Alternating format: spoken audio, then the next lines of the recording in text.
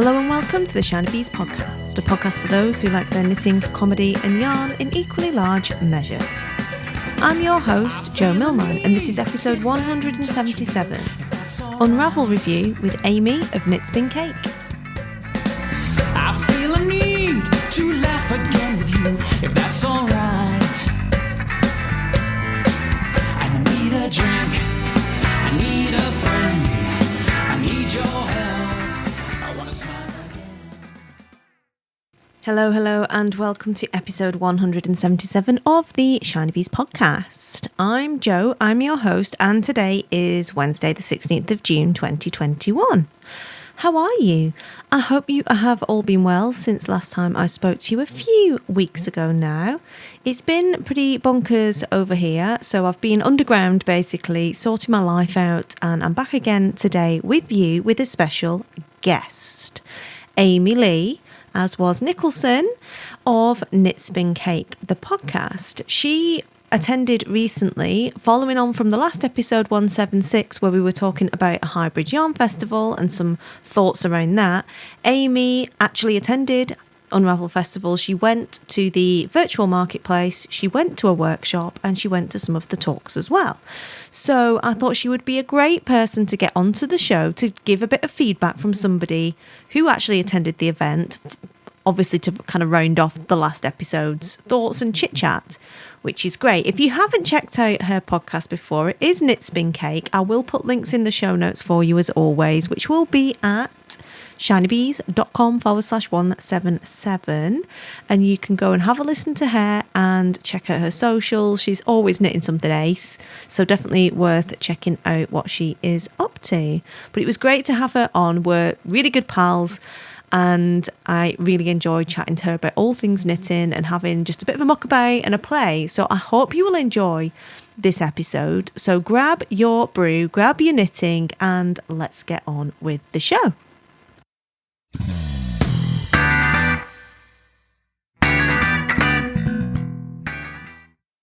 Let's talk Unravel. Yeah, so super excited. We've got Aimee Knit.Spin.Cake, your official name, Aimee Lee, with us today on the podcast to talk about Unravel. Thank you for coming, Aimee.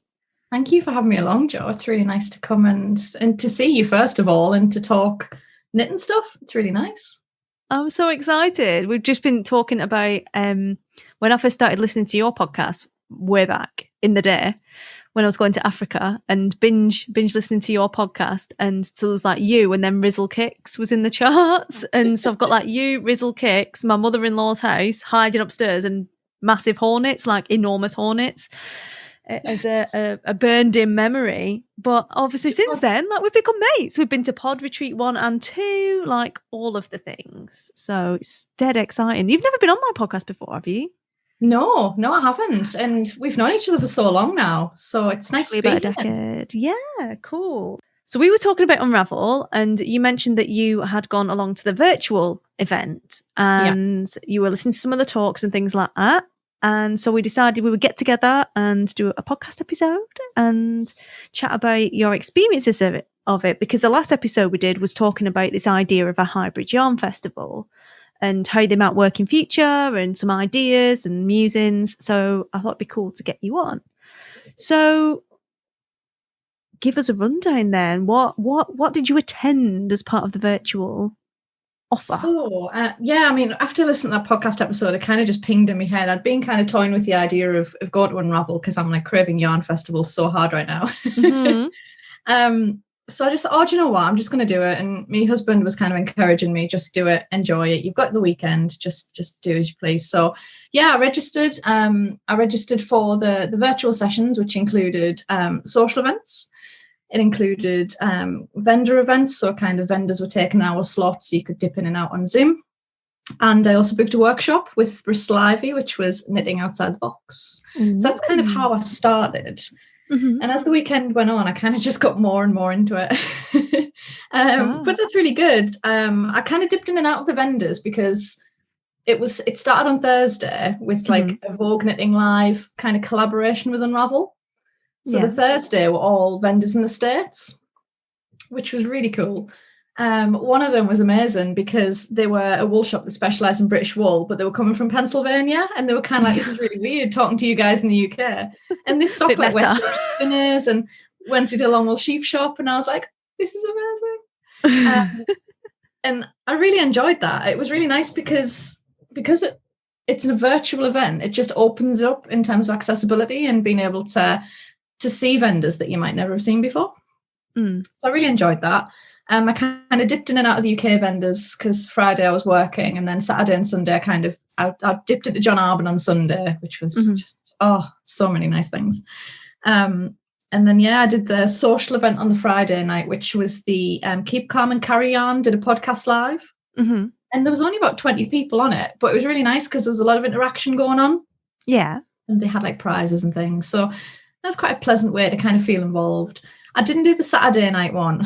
Well, I'd booked tickets for it. It was, they were kind of TED Talks, knitting TED Talks. Yeah.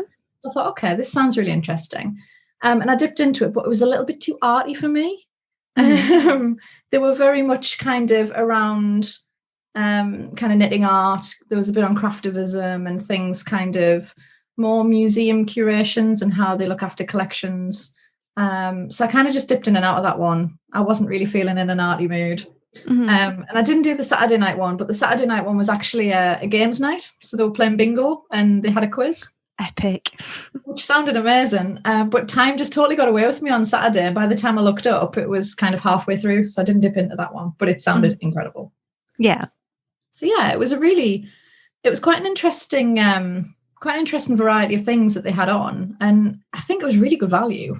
In terms of registering and the price, and the workshop was incredible. It was so good that I actually did the one the next day. The next workshop. So I did 2 with Bristol Ivy over the weekend. That's brilliant. And obviously it's not that easy, especially at a normal event when you're trying to get tickets for these in-person workshops and it's like one of the big names. It can be really tricky to get a ticket and to be able to, and then you have to break up your day and plan to get to wherever the venue is. And sometimes it can be quite tiring, I think, to go either out of the vendors into that and then back into the vendors, or there's so much going on. It's quite a nice idea to be able to do it online. It was really chilled, and there was kind of only about 10 or 11 people in each of the workshops. So again, it had that really personal feeling, like they'd limited numbers. So even though it was online, they could have, opened it up to the masses, but they kept it quite limited. So you had that nice interaction with Bristol, and she was coming to us from the States. So it just felt really nice. And I loved the first one. And then the second one was shawl shapes. So it was more about shawl design. So I've kind of got the design bug at the moment. Oh gosh. Bursting full of ideas. But loved it. She was absolutely fantastic, and the group were really nice. It was a really fun weekend. Very different to being in person. I've actually been to Unravel in person before. It's one of my favourite wool shows because it's such a unique venue. I don't know if you've ever been to Farnham. It's a really cool venue. And there's lots of like little nooks and crannies, kind of little rooms with like vendors hidden around. And I think the first time I went was like 2010. Yeah. Maybe, 2011. So it's been a while. But it was different. I think that one of the things that I really struggled with, because I'm a talker, is that on the sessions, even if there wasn't many people in the group, people weren't really asking questions or kind of interacting. So the vendors were kind of asking questions and there was just silence, and I can't deal with silence. So I was constantly like unmuting and just asking them a question. And then I was like, I feel like I'm hogging the airwaves a little bit. But I think that was one of the things I was really nervous about, but I didn't want to leave them hanging. Well, no. No one's going to answer. But it was interesting. And it was nice to have that kind of extended time to see like vendors showing their products. Where normally you kind of have those one-to-one conversations, which I did miss. And obviously no yarn fumes. You can't like smell through the screen. It's not the same, is it? Smell-o-vision. Maybe they should send like a little envelope out to people with a little piece of yarn and you can sniff it, Just waft it as you if you need it. Yeah. A little bit of a pick-me-up, like snuff. They could give you a little snuff box, but put yarn in it. A yarn snuff. Snuff's really popular now, apparently. Is it? Is it making a comeback? Apparently it's a thing again, yeah. Hipsters. Probably. I mean, they've got to do something now the man buns are gone. Anyway, continue. I think one of the other things that was quite different to obviously being there in person is vendors were offering discounts on the weekend. And I think one of the things that kind of concerns me about, all the timed entry and COVID secure ways is that obviously it's going to really reduce capacity in terms of people being in there on the day. And I did see a couple of videos and it looked really well done, the one-way systems. But when you think of a wool festival, you think, it's like a big scrum, isn't it? Everyone's in there. Yeah. And it was just so spaced out and there just didn't seem to be many people. But that's obviously because it's a timed entry thing. So yeah, vendors were offering discount codes, many of them on the sessions, so people were to kind of entice people into buying stuff. So hopefully that paid off for them. First, I think it's kind of the first real in-person wool show. I think there were some small ones last year. Yeah, maybe. But yeah, I think hopefully it worked well for them. But I did miss that social aspect with peers because you could interact with the vendors, but kind of chatting in a Zoom chat bar is not the same as kind of going, oh, that shawl's amazing. What pattern is it? And then weirdly touching people. I know. Do you love a little bit of them all? I mean, you shouldn't, should you? But it is when someone walks past, you're like, oh, the knitwear. Or cuddling them when they're like, oh, if I see you, please say hi. And I'm like, oh, I'll say hi. And then like rugby tackling them to the ground. It's like, it's so nice to see you. They're like, oh, it's you, Joe. Oh, it's okay then. Oh, brilliant. Yeah, I think that's kind of the one thing that was missing. But I think the team did such an amazing job in terms of putting that online. I mean, I know from like work, doing online live events en masse like this is a really big thing. It's a really big undertaking. I had a small hiccup on the first day with some passwords, but I rang up Unravel and was put on the phone to Alison straight away, and she just dealt with it there and then, and she was absolutely amazing. It's probably me just typing it in wrong, to be fair. And it was just dealt with straight away. It was done really well online. It was just seamless. You went to a landing page as soon as the timer ticked down. Yeah, it just booted Zoom up straight away and you were in. So it was good. So it was Zoom that was the platform for the video, or was it? Because I thought it was going to be a specific separate events platform, or is that just that it was organised through the events platform but then farmed out to Zoom? Yeah, that's right. So it was an online events platform that was kind of hosting all the different sessions. So when you registered, you got like an event hub, and on that hub it had like a schedule for that day of things that you had paid for. So it had the social events in there, it had all the vendor sessions, and then you just kind of clicked view session. It took you to a landing page with like a timer and told you what the session's all about. And then once the timer ended, it booted Zoom up straight away. So it was done really well, actually. It was quite seamless. Which for me, I'm not used to using Zoom as much. We use Teams at work, so it was kind of like, oh, I'm going to do something really wrong. But yeah, it was absolutely fine. It worked really, really well. It was a good platform, actually. I'm not sure what it was, but it worked really well, and no real issues, to be honest. I really enjoyed it. I was kind of buzzing all weekend, kind of bouncing around the house like, yay, knitting.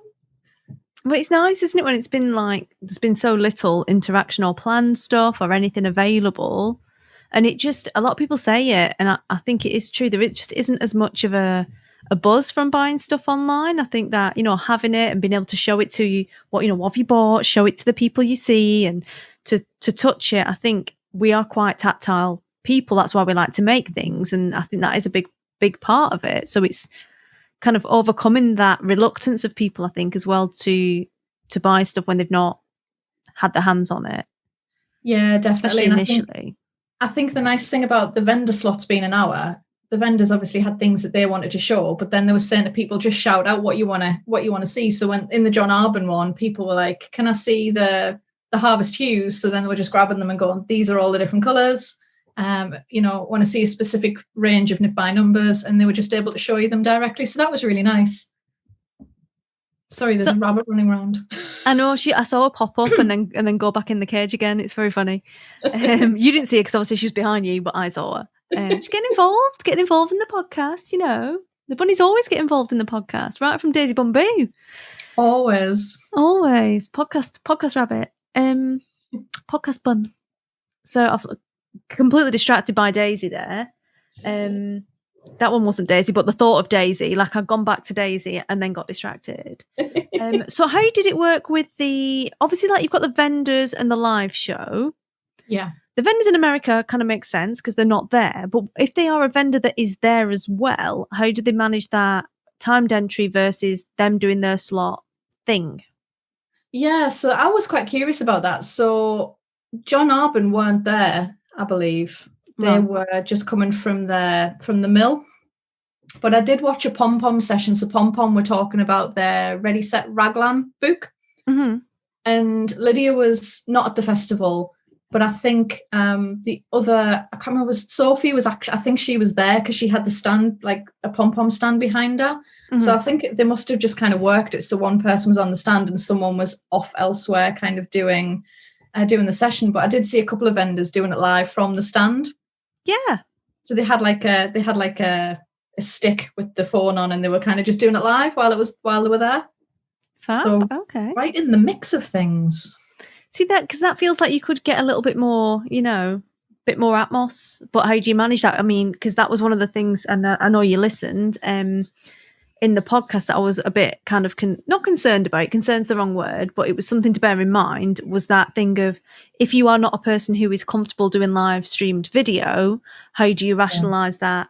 And being able to, like, for an hour, I mean, good grief, that is a very long time for anyone, let alone someone who's not used to being on live. So it is, and I think that could have been a concern for many people. I know from delivering training, it's really weird when you're talking to people, but you're not getting anything back. Yes. Because they might be chatting in the chat bar. But as a teacher, I'm kind of used to it. I used to teach like A-level students and, getting information out of them was challenging enough.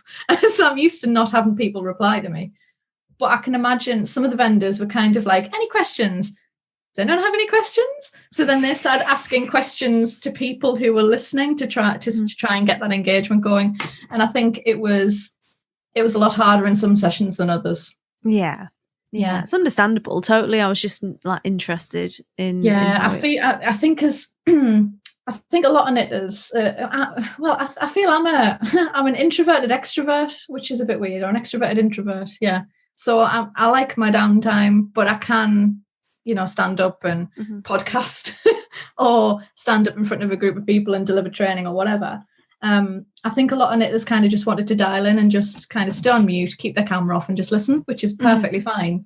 But then there's me kind of sat in the background going, oh no, I don't like the fact that no one's asking questions. Worrying for the vendors.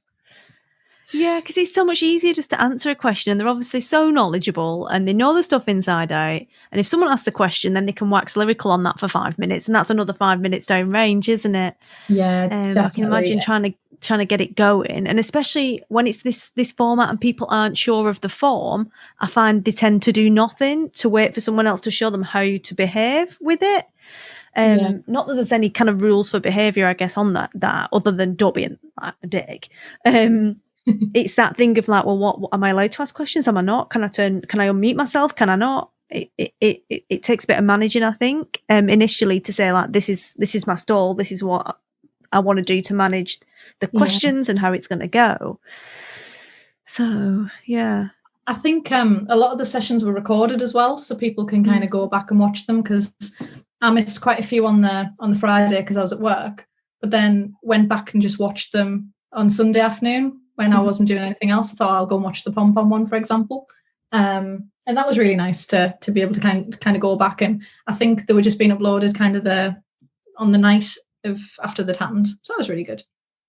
Yeah, because quite often in a show, when they do have these multi-stream programs, you don't always get to go to them. Like, someone will do a talk and you'll forget about it and you'll pitch up at the back halfway through and have missed like half the context, or you get caught up in a class and then you can't attend the talk. And it's good that we've got all these different things around a yarn show now. It isn't just about selling yarn, and people have definitely cottoned on to the whole it's a visitor experience thing.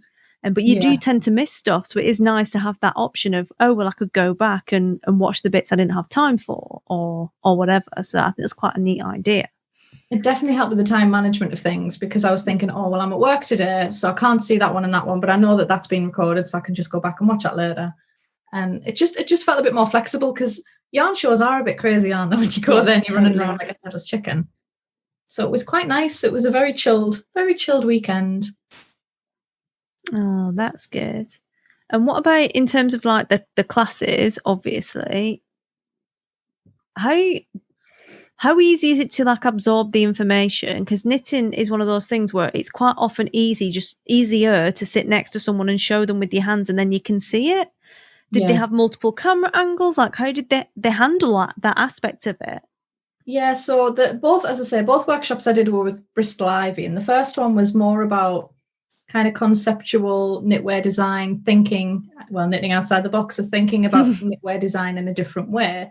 And that was very much there was activities to do, but it was more paper based. So you didn't have to do any knitting. It was just I had a notebook and just scribbling down ideas and making notes, and there was handouts and things. So that was really helpful. The second workshop that I did with her, the next day she actually had another camera. So we were knitting shawl shapes. So we did 4 different shapes. So she had the camera kind of facing her, but then she had one above so you could see her hands. Fab. And what the most amazing thing about that was she has a really cute cat, and every now and again you just see a paw coming into the camera. And then like the cat's paw would disappear, and then the cat would walk under the camera, so she'd have to pick him up and move him. But he wanted to be on camera and he was beautiful.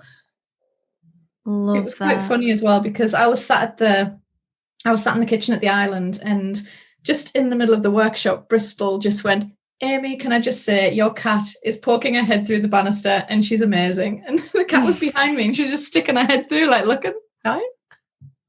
She interrupted the whole workshop. They love it, don't they? They just want to be a cat meme. They want to be famous. Yeah, I think that's what it is. She was just after attention. And that worked really well because you could see her hands and you could actually see her. And she was screen sharing as well. So you could see the handouts on the screen, and she'd sent us all copies as well. So it was really well organised. And I'm a note taker, so I was just scribbling. And I found it really easy to focus because I wasn't getting distracted. Oh, sorry, rabbit just jumped on me. I'm not editing that out, by the way. I'm He's not. so naughty. I might just start off with that, like, ooh, get everyone's attention. Continue. It was really good because I wasn't getting distracted by other people in the room. Mm-hmm. So I was just focusing on the screen, and people had their cameras on down the side, so you could obviously see people knitting away and things. But it was really nice to just focus on the workshop, focus on my notes, focus on my knitting, and not get distracted by shiny things in the room. So for me, it worked really well. I don't know about the other workshops. There was the thing I really liked about Unravel is I often find, I don't know if you find this, at a lot of wool shows, I can't really find workshops that will teach me anything new. Mm-hmm. Do you know what I mean? I feel like, I've kind of done that in somewhere. And often they are very expensive. Mm. I thought these ones were really good value. And it was just nice to find a workshop that kind of matched where my interests are now. Yeah. So kind of looking more towards design. And I thought, actually, I've been looking to buy her book for a while now. So I'll do the workshop and kind of see how it goes. And that was just quite nice because I know I've been stalking the Vogue Knitting Live workshops as well, just to see if anything unusual comes up on them. But because of the time difference, often the ones that I'm interested in are like the middle of the night here or really early in the morning. Yeah. So it was just a novelty to find something that I was kind of like, ooh, I'd like to do that. But there was some amazing workshops set up for Unravel. I think there were some really good teachers. Yeah, they definitely did seem to be able to get some of the bigger names or more exciting or more teachers that you don't see as often because they don't have to travel. So it's a lot easier to get more of those kind of names that we don't see this side very often because you're not paying for plane tickets or accommodation or whatever else.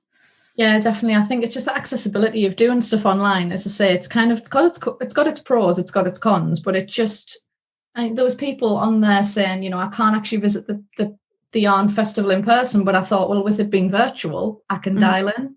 So I really hope that they had really good attendance because of that. And as I say, I think it was really good value. So I had a great weekend. What's next? Awesome. No, that's really good. And obviously it's good to get like feedback from someone who actually attended several parts of the program and has been to the show as well. You get a lot broader of an opinion.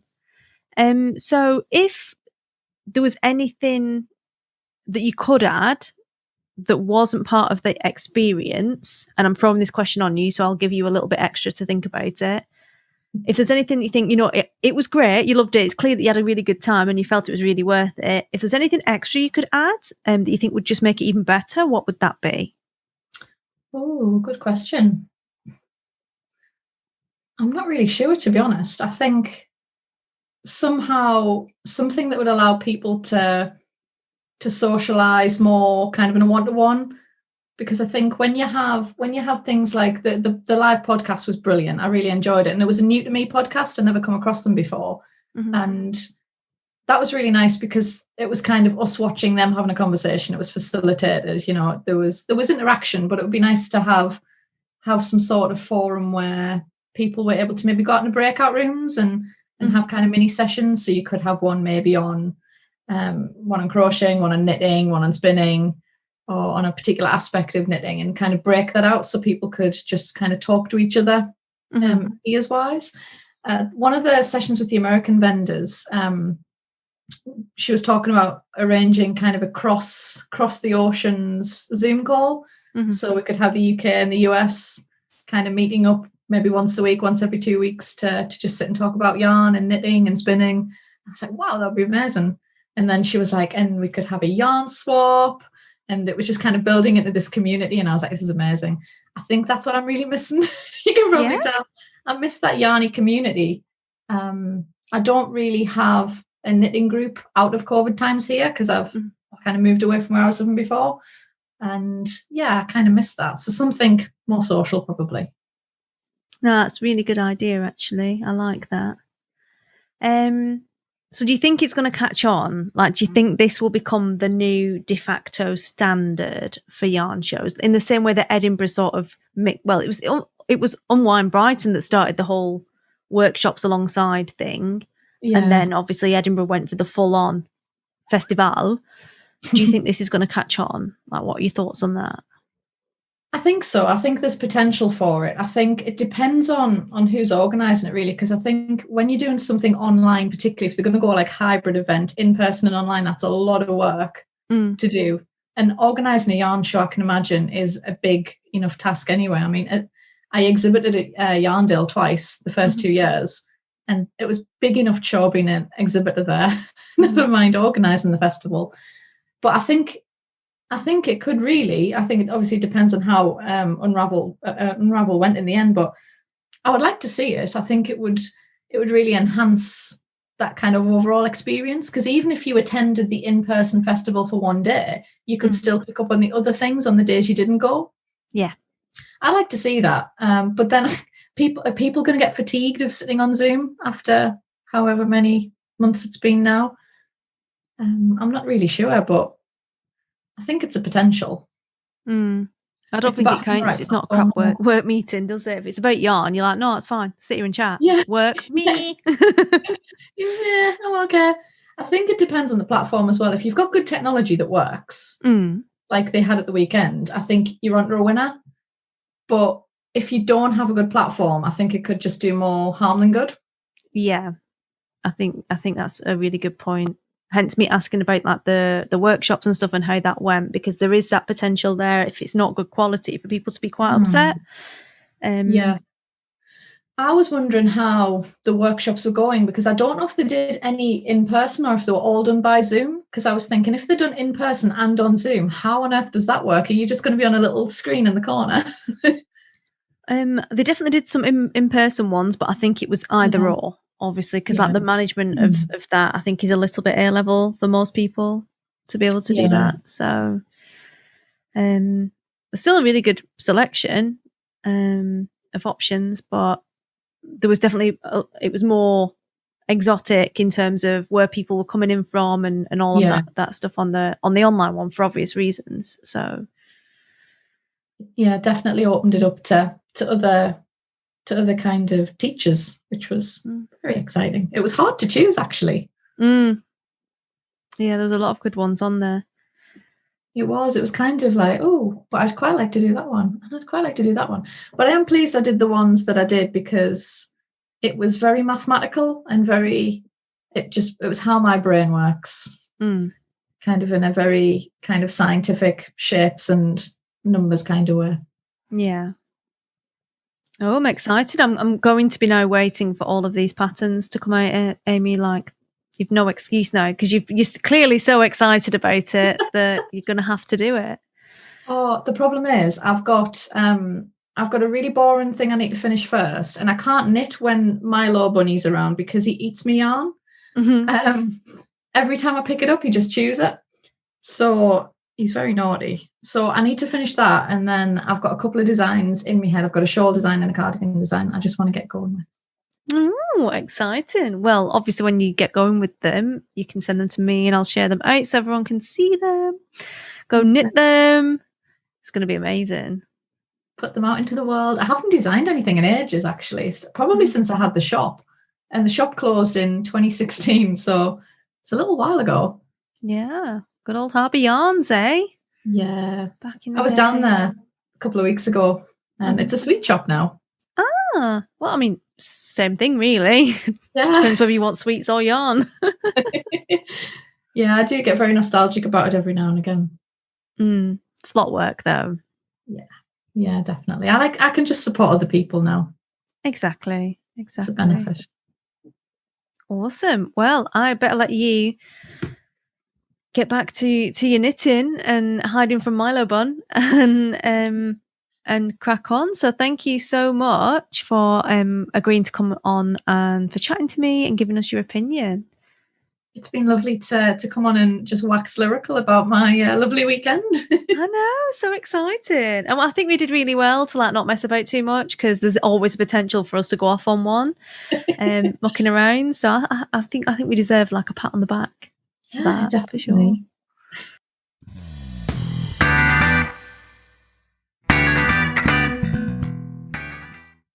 So there you go. I hope you enjoyed the chit chat with Aimee. Definitely one for the accent freaks this episode, I would say, with Aimee's lovely northeastern accent and my lovely northwestern English accent.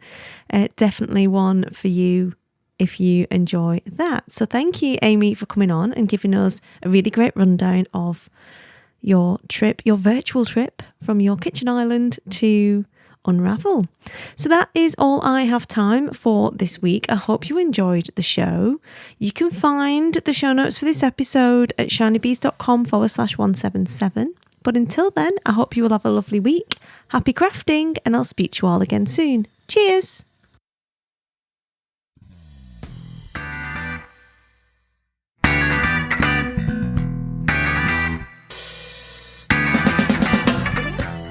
You've been listening to the Shiny Bees podcast. If you've enjoyed this episode, please consider leaving a review for the show on Podchaser, iTunes, or your podcatcher of choice. Music for this episode is with kind permission of Adam and the Walter Boys, with I Need a Drink, also available from iTunes. If that's alright, I need a drink.